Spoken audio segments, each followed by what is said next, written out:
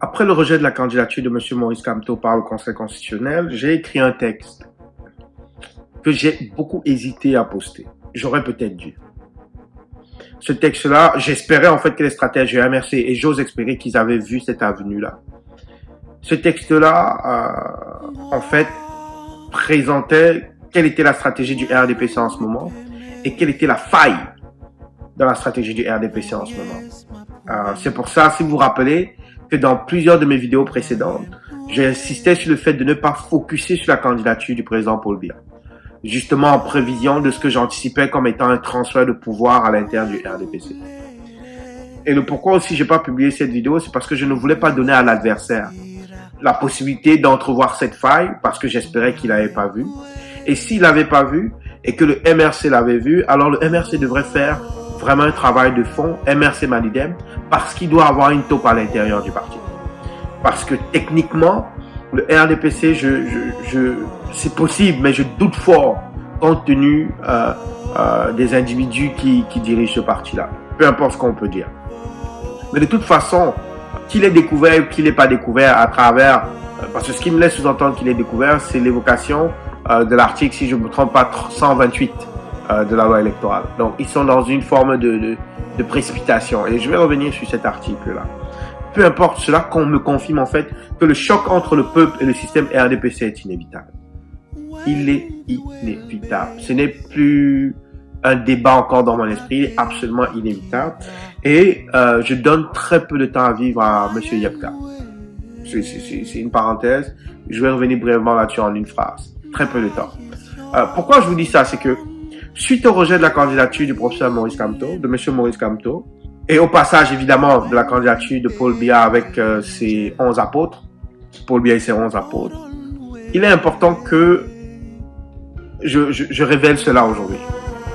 En fait, le RDPC, dans une grande stupidité aussi, et peut-être pas, parce que cela peut expliquer aussi pourquoi la raison pour laquelle ils ont assumé la raison infondée d'éjecter M. Maurice Kamto. C'est aussi ça, parce qu'il faut voir ce jeu politique-là. Ça peut aussi expliquer pourquoi ils se sont dit aujourd'hui, on est aussi bien d'assumer notre bêtise et notre dictature que de se retrouver dans la phase que je vais vous expliquer tantôt, où, évidemment, on va se retrouver en train de perdre le pouvoir. Alors, en gros, ce qui arrive, c'est quoi? C'est que, dans la circonstance actuelle où M. Kamto est éjecté et que M. Paul Biya prenne le pouvoir, moi, j'anticipais, à ma lecture des choses, et je pense que j'ai déjà fait une vidéo là-dessus, sur le transfert du pouvoir à l'intérieur du RDPC. Je suis certain que j'ai fait une vidéo là-dessus il y a plus de 11 mois, où j'expliquais qu'il va y avoir un transfert du pouvoir à l'intérieur du RDPC. Alors, donc, moi, mon anticipation, c'est que M. Biya soit décédé. Toutefois, je pense qu'avec l'évocation de cet article-là, ça va me confirmer en fait qu'en réalité, on risque de découvrir soit que M. Biya est décédé, soit qu'il est en incapacité de pouvoir gouverner le Cameroun depuis plusieurs jours. Donc en gros, la faille dont je parle, c'est que oui, ils ont exclu le MRC. Oui, les 11 apôtres, finalement, on les connaît, qui sont donc du camp RDPC. Toutefois, ce que les gens avaient oublié, c'est que vu l'âge du président, il a très peu de... Ces jours, en fait, ça se compte en jours. Parce qu'il y a très peu de gens qui arrivent à son âge au Cameroun, et même en Occident, et donc ça se compte en jours. Ça veut dire que si le président Biya maintenant gagne les élections, et qu'il décède en décembre, vous savez qu'est-ce qui va arriver? C'est qu'il va avoir une passation de la présidence au président du Sénat par intérim.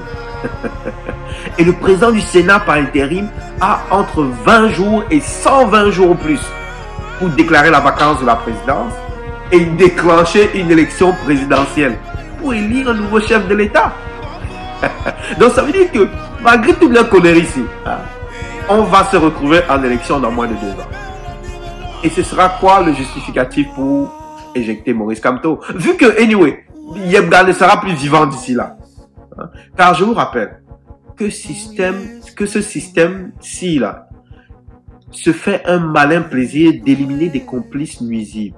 Surtout ceux qui parlent beaucoup et qui aiment trop vivre la vie comme M. Yebga. Donc, ils trouveront donc quoi d'autre pour bloquer la candidature de M. Kamto 120 jours après le décès du président?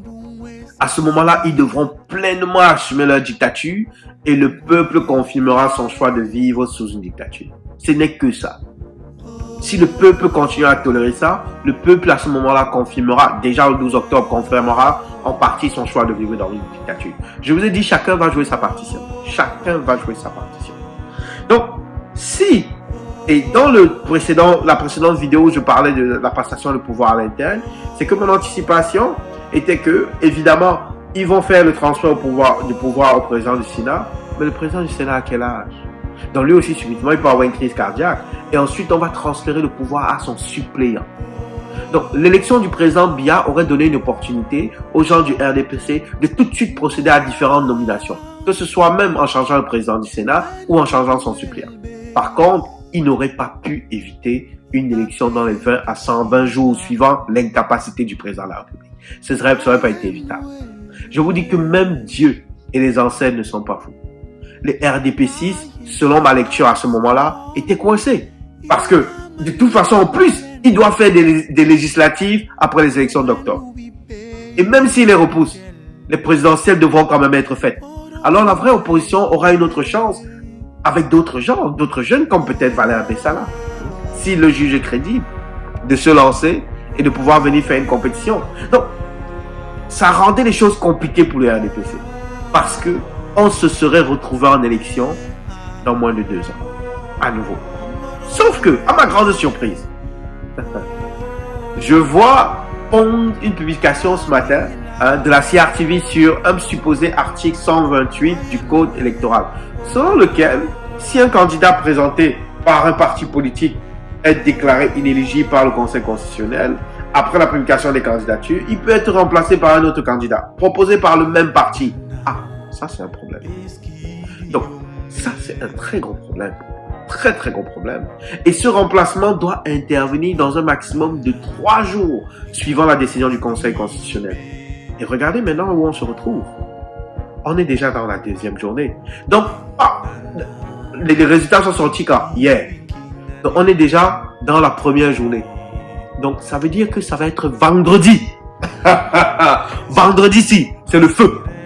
Vendredi, c'est le feu. Vous allez savoir. Je dis ce vendredi-ci, vous allez savoir. Et vendredi, c'est pas une journée comme les autres, puisque c'est le week-end après.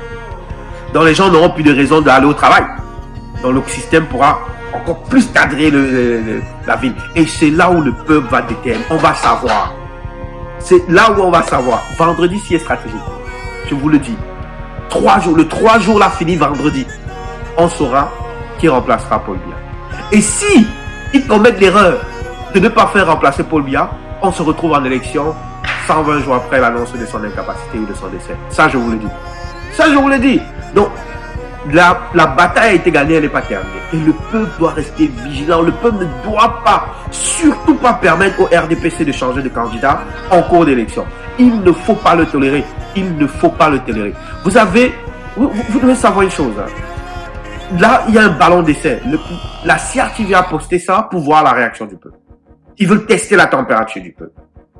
Et le pire dans tout ça, c'est que des éléments du système vont vous inviter, après cette annonce du retrait de la candidature de Paul Biya, à le célébrer dans la rue. Ils vont vous inviter à le faire. À manifester votre joie dans la rue. Comme si la disparition de Paul Biya ou son retrait, c'est notre libération. Je vous rappelle qu'il y a un système. Et le but de vous pousser à manifester dans la rue, là, c'est de casser le momentum de votre rancœur et de créer un faux sentiment d'espoir. Ne répondez pas à cela, peuple camerounais. Ne répondez pas à cela. Si vous sortez dans les rues, allez-y massivement pour demander le départ du système RDPC et de tout successeur de Paul Biya. Ne répondez pas à leur argument du « c'est pour la paix, pour l'apaisement ». Ça fait 60 ans de paix, dirigée par des mécréants. Ça nous a mené où? Et là, ils viennent vous dire que vous donnez leurs 60 autres années avec des gens pires que Paul Biya.